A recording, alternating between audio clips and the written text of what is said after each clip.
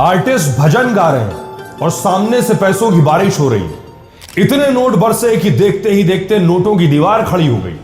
कविराज तो पूरे के पूरे नोटों में समा गए और ऐसा लग रहा था कि जैसे किसी ने नोटों से भरा पूरा झोला उन पर उड़ेल दिया।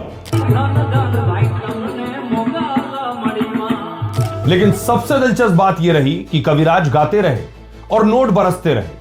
अब यही वीडियो सोशल मीडिया पर जमकर वायरल हो रहा और लोग तरह तरह की बातें कर रहे हैं।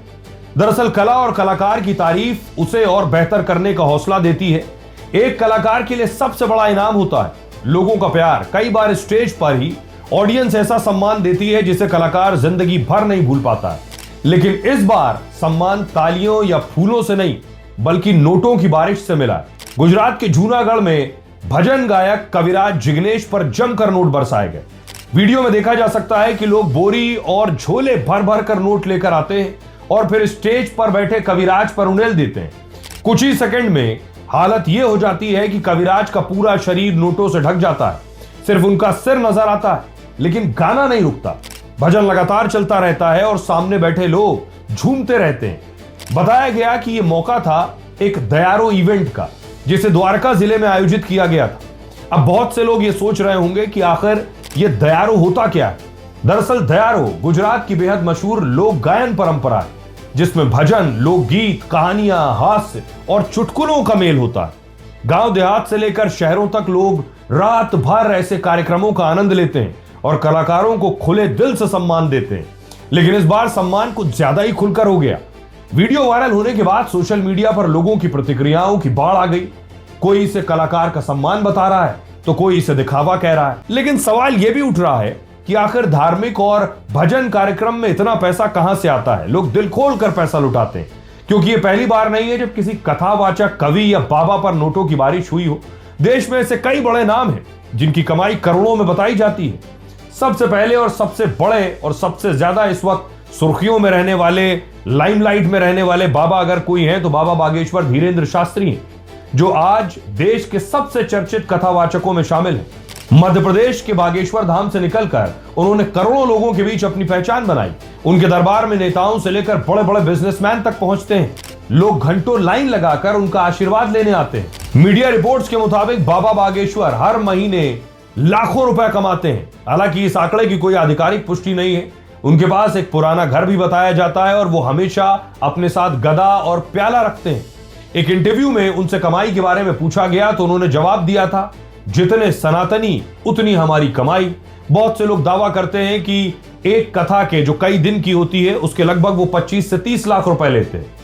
इसी तरह दूसरे बड़े नाम अनिरुद्धाचार्य हैं, जो सोशल मीडिया पर जबरदस्त वायरल रहते हैं। उनकी क्लिप्स आए दिन इंस्टाग्राम और यूट्यूब पर ट्रेंड करती दिखाई देती है।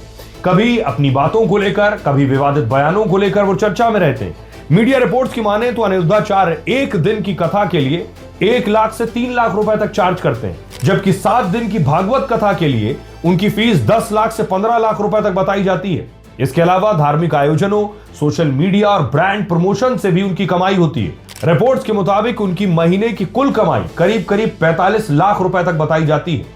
महिला कथावाचकों में जया किशोरी का नाम भी काफी बड़ा माना जाता है। जया किशोरी देश भर में कथा और भजन कार्यक्रम करती हैं और उनकी लोकप्रियता युवाओं के बीच भी काफी ज्यादा है। मीडिया रिपोर्ट्स की माने तो जया किशोरी एक कथा या कार्यक्रम के लिए लगभग 9.5 लाख रुपए तक फीस लेती हैं।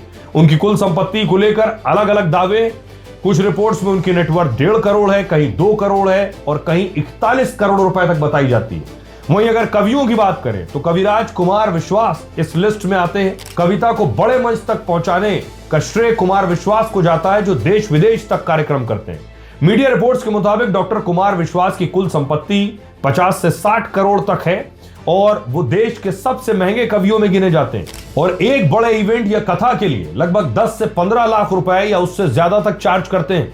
उनकी कमाई का बड़ा हिस्सा कविताओं, सोशल मीडिया और मोटिवेशनल स्पीकिंग से आता है। अब सवाल यही है कि क्या ये सब सिर्फ आस्था है या फिर धर्म और मनोरंजन का एक बड़ा कारोबार बन चुका है। क्योंकि पहले जहां संत और कथावाचक सादगी की पहचान माने जाते थे, आज वही बड़े बड़े मंचों, करोड़ों फॉलोअर्स, हाई प्रोफाइल आयोजनों का हिस्सा बन चुके हैं। हालांकि दूसरी तरफ यह भी सच है कि लोगों की श्रद्धा ही उन्हें यहां तक पहुंचाती है।